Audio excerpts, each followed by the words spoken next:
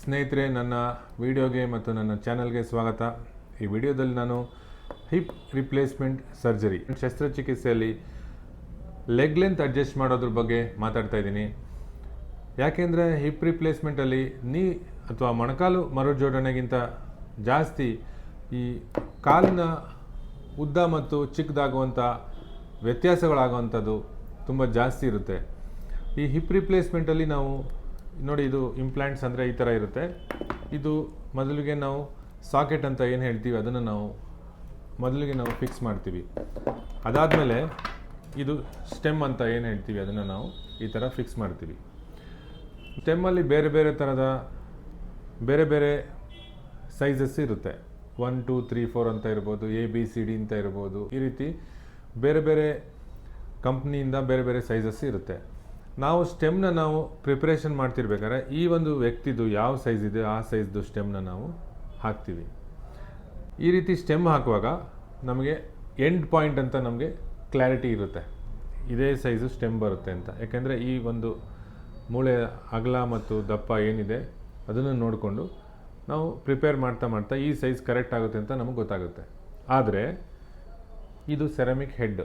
ಈ ಹೆಡ್ಡಲ್ಲಿ 4 ಅಥವಾ 3 ಅಥವಾ 4 ಸೈಜ್ ಇರುತ್ತೆ ಪ್ರತಿಯೊಂದು ಇಂಪ್ಲಾಂಟ್ಸಲ್ಲೂ. ಒಂದು ಪೂರ್ತಿ ಒಳಗಡೆ ಹೋಗೋದಕ್ಕೆ -3 ಅಥವಾ -4 ಅಂತ ಬರುತ್ತೆ. ಸ್ವಲ್ಪ ಒಳಗಡೆ ಹೋಗೋದು 0, ಸ್ವಲ್ಪ ಮೇಲೆ ಕೂತ್ಕೊಳ್ಳೋದು +3, ತುಂಬ ಜಾಸ್ತಿ ಮೇಲೆ ಕೂತ್ಕೊಳ್ಳೋದು +6. ನೀವು ನೋಡಿ, ಫುಲ್ ಒಳಗಡೆ ಹೋದರೆ -3, 0, +3, +6. ಸೊ ಇಷ್ಟು 1 ಸೆಂಟಿಮೀಟರ್ ಅಥವಾ 1.5 ಸೆಂಟಿಮೀಟ್ರಲ್ಲಿ ನಾವು ಅಡ್ಜಸ್ಟ್ ಮಾಡ್ಬೋದು ಈ ಹೆಡ್ನ.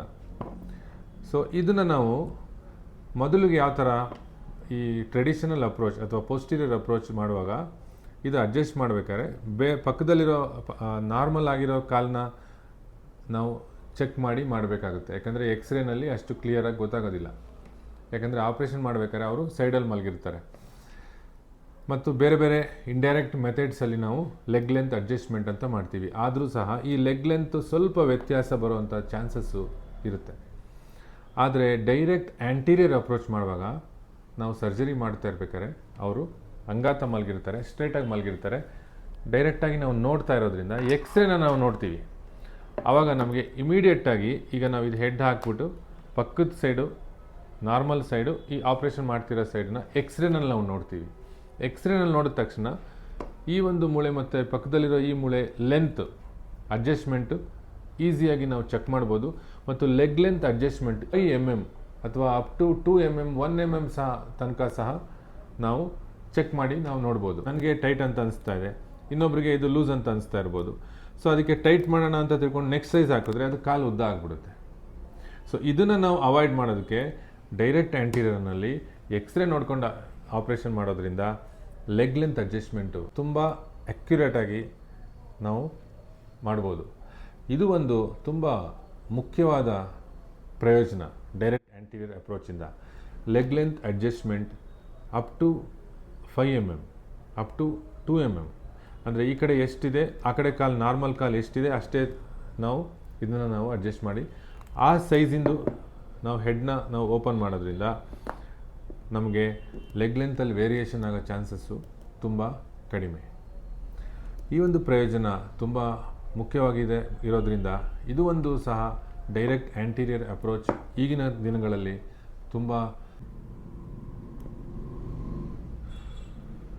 ಈ ಒಂದು ಕಾರಣದಿಂದ ಸಹ ಡೈರೆಕ್ಟ್ ಆ್ಯಂಟೀರಿಯರ್ ಅಪ್ರೋಚ್ನ ಜನಗಳು ಜಾಸ್ತಿ ಕೇಳ್ತಾ ಇದ್ದಾರೆ. ಮತ್ತು ಈ ಒಂದು ಕಾರಣದಿಂದ ಡೈರೆಕ್ಟ್ ಆ್ಯಂಟೀರಿಯರ್ನು ತುಂಬ ಪಾಪ್ಯುಲರ್ ಆಗ್ತಾ ಇದೆ.